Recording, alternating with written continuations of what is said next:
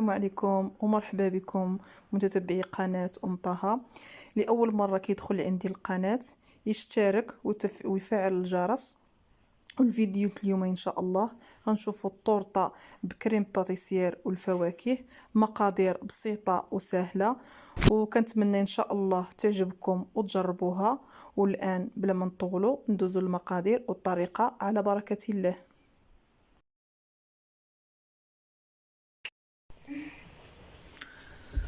على بركة الله. المقادير: عندنا جوج معالق ديال الزبدة، نص كاس ديال السنيدة، نص كاس ديال الزيت، فاني، نص خمارة حمراء، بيضة، شوية الفرص باش نجمعو العجينة، تقريبا شي 2 كيسان او ما كاملينش باش كتجمع لينا العجينه تبقى خفيفه. على بركه الله. الطريقه: ندير الزبده، السنيده،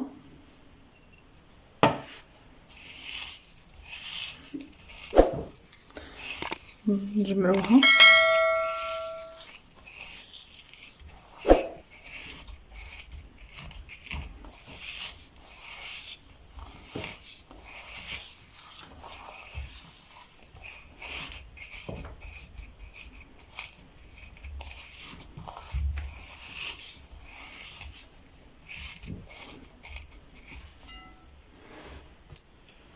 نص كاس الزيت،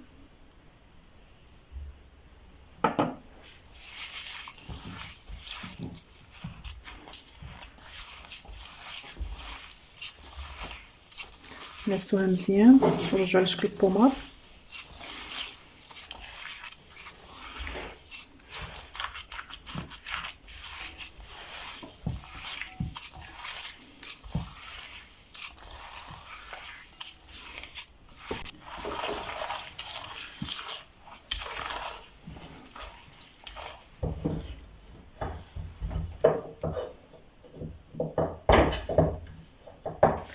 ندير واحد القبيصه ديال الملحه،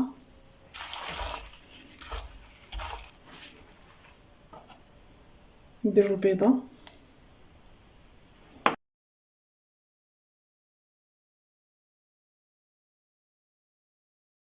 من بعد ما خلطناها مزيان على هذا الشكل بحال شكل البوماط، نزيد دابا الفاني،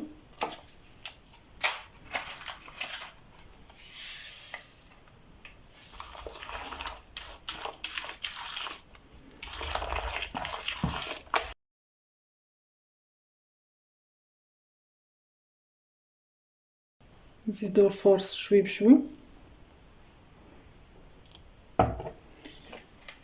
هاد الخماره غنديرو نصها، الا كان الصيف عاود على حساب الجو، الا كان الصيف كنديرو غير الربع، نص تقريبا.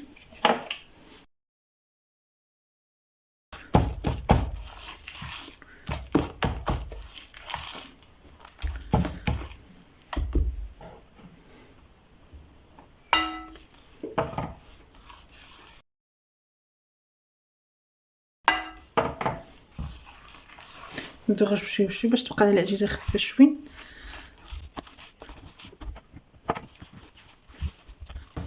مازال خفيفه غنزيد شويه الفرص، مازال خفيفه، مازال شويه. المهم غير تجمع لينا تقريبا شي 2 كيسان هكاك، انا ما عبرتش. نديرو غير بشويه باش ما تقالش، باش ما تجيناش ثقيله، تبقى خفيفه شويه بحال شكل صابلي.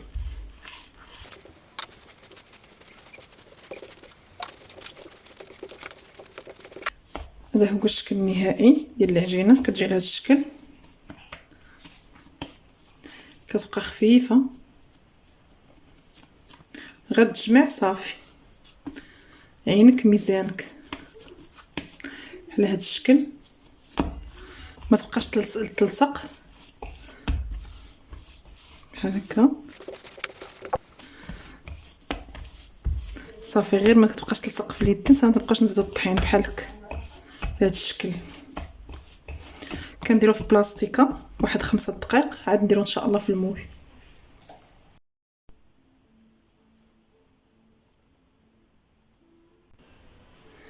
هي العجينه ديالنا من بعد ما ارتاحت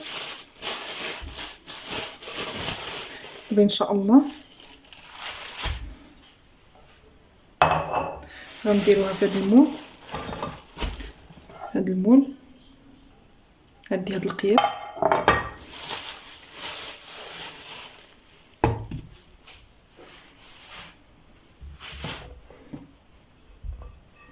ان شاء الله نطلقها في المول كله.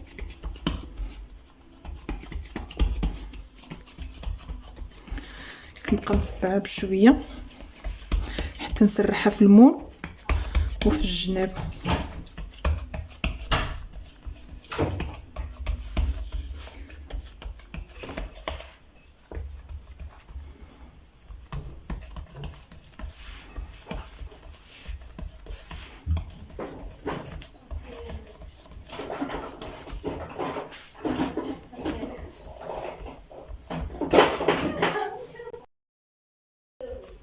كنطلع في الجناب من بعد ما طلقتها في المول كامل بحال هذا الشكل. دابا ان شاء الله نثقبها غير بشوي، نثقبها كلها.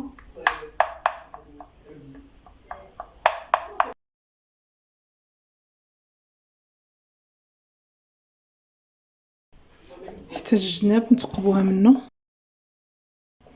هاد الجناب حتى هو اللي في الجناب.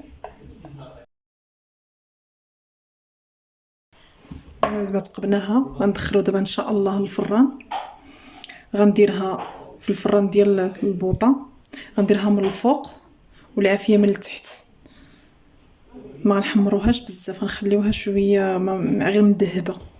بعد ما دخلنا العجينه ديال الطورطه للفران باش طيب، دابا ان شاء الله غنوجدوا الكريمه اللي غنديروا باش نزوقوا الطورطه. عندنا اطرو لاروب ديال الحليب، غنزيد عليه 3 المعالق ديال الكريم باتيسير،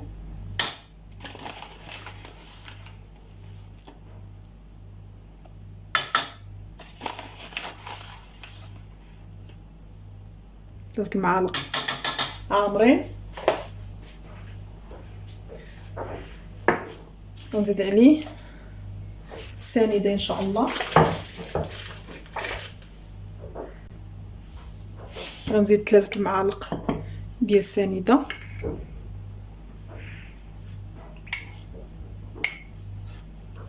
كل واحد على حساب الذوق، اللي كيبغيه حلو بزاف يزيد، اللي كيبغيها غير القياس على حساب كل واحد.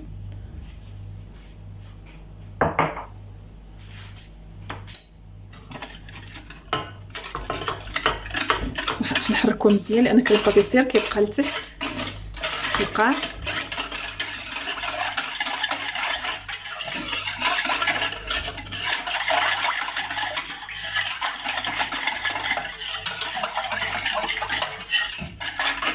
دابا ان شاء الله غنديروها فوق البوطه مع التحريك.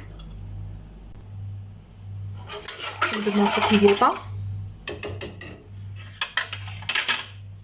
ندير دابا ان شاء الله معلقه ديال الخشب مع التحريك حتى تعقد لينا الكريمه.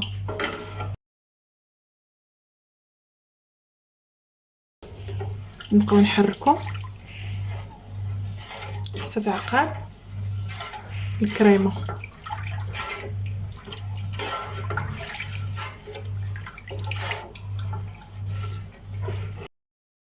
تعقد بهذا الشكل بشويه بشويه. مازال كيعقد، مازال غنزيدو شويه، ما نخليوش يلصق في القاع مع التحريك.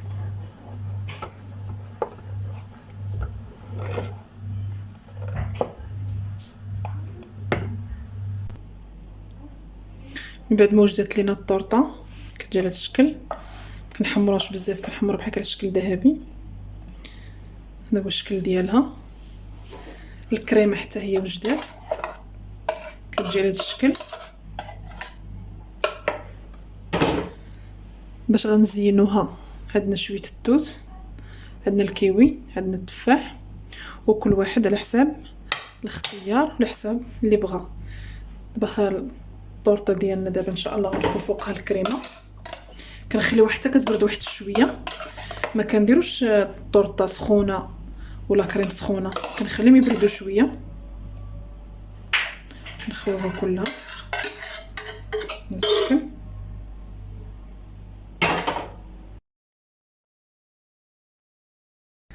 نبداو على بركه الله.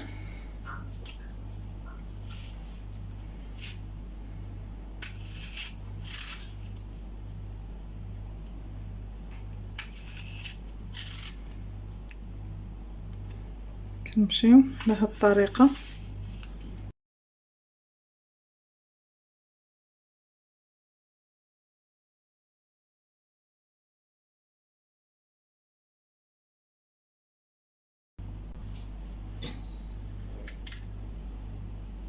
ان شاء الله بديت في التوت، نديرو على هذا الشكل.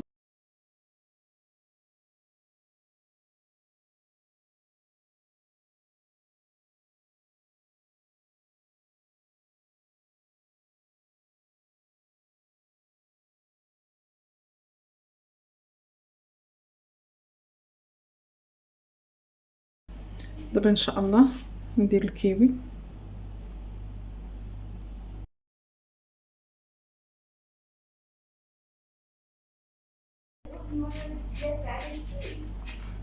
ندير حتى شويه الكيوي من الجناب على هذا الشكل. اختياري، كل واحد ويذوق باش ما بغى.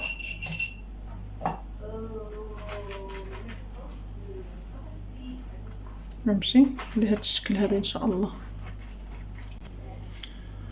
هذا هو الشكل النهائي ديالها، كتجي على هذا الشكل. هذا هو الشكل النهائي ديالها. كنتمنى ان شاء الله تعجبكم. والديكور كيبقى على حساب كل واحد باش بغى الفاكهه اللي عنده في الدار يزوق بها. كنتمنى ان شاء الله تجربوها.